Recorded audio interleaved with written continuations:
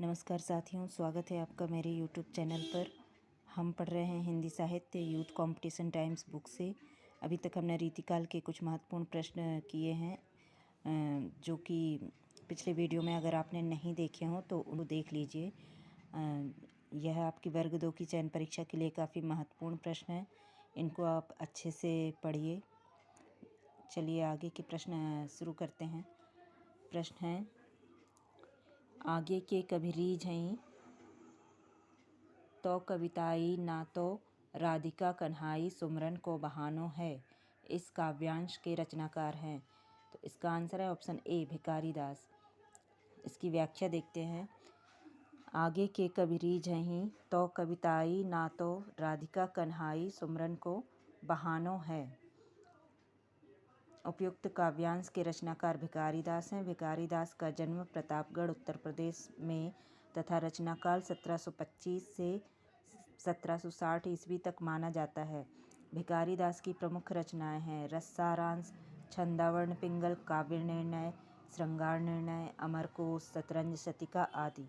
उक्त काव्यांश में भिखारी दास जी ने कविता के कर्म के संदर्भ में कहा है कि आगे के कवि रीझें तो कविता है, अन्यथा राधा कृष्ण के स्मरण का ही बहाना ही सही।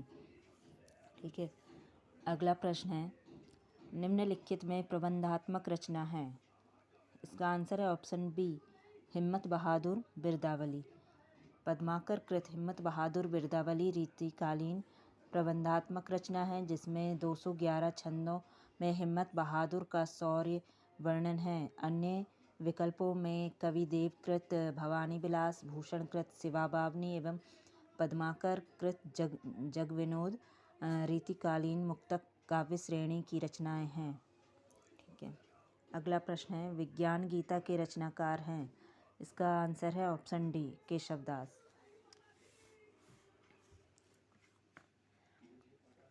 विज्ञान गीता के रचनाकार केशवदास हैं। आचार्य केशवदास का जन्म 1555 ईस्वी में ओरछा में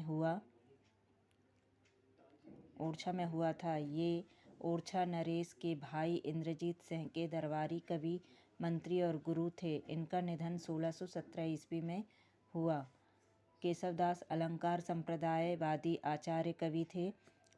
आचार्य रामचंद्र शुक्ल ने इनकी क्लिष्टता के कारण इन्हें कठिन काव्य का प्रेत कहा है, और छंदों का अधिक प्रयोग करने के कारण डॉक्टर रामस्वरूप चतुर्वेदी ने इनकी रचना रामचंद्रिका को छंदों का अजायब घर कहा है।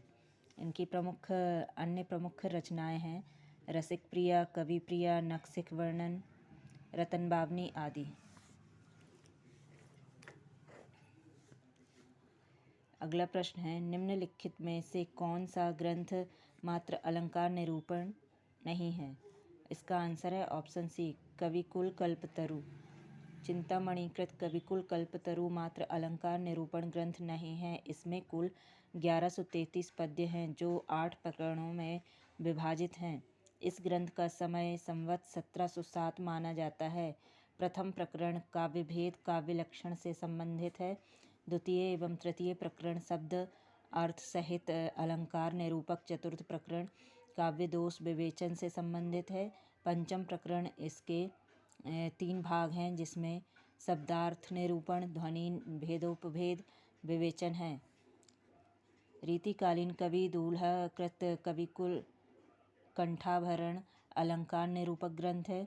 इसमें लक्षण और उदाहरण एक ही पद में कहे गए हैं, पर कवित्व और सवैया के समान बड़े छंद लेने से अलंकार स्वरूप और उदाहरण दोनों प्राप्त होते हैं। शिवराज भूषण संवत 1730 में रचित कवि भूषण का अलंकार निरूपण ग्रंथ है। इसमें 385 छंद हैं, जिसमें दोहों में अलंकारों की परिभाषा तथा कवित्व एवं सवैया छंदों में उदाहरण दिए गए हैं।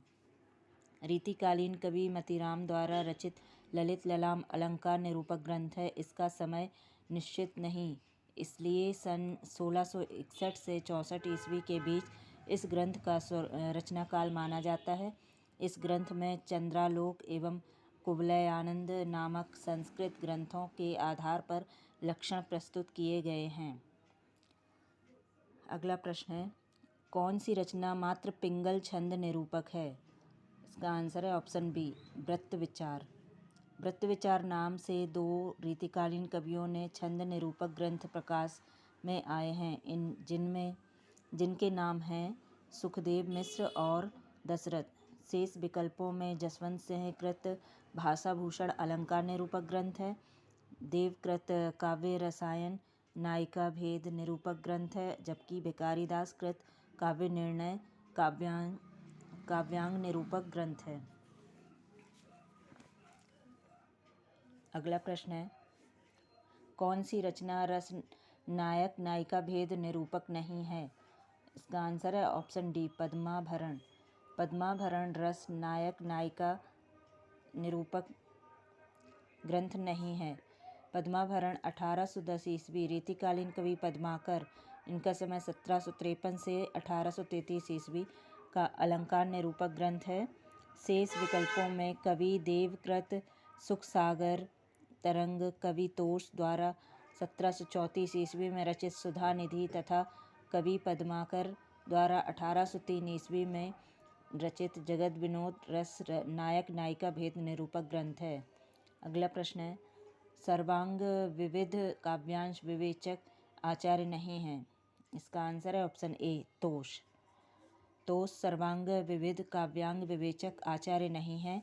रीतिकालीन कवि तोष ने सन 1734 ईस्वी में सुधा निधि नामक ग्रंथ की रचना की, जो रस निरूपक ग्रंथ है। कवि तोष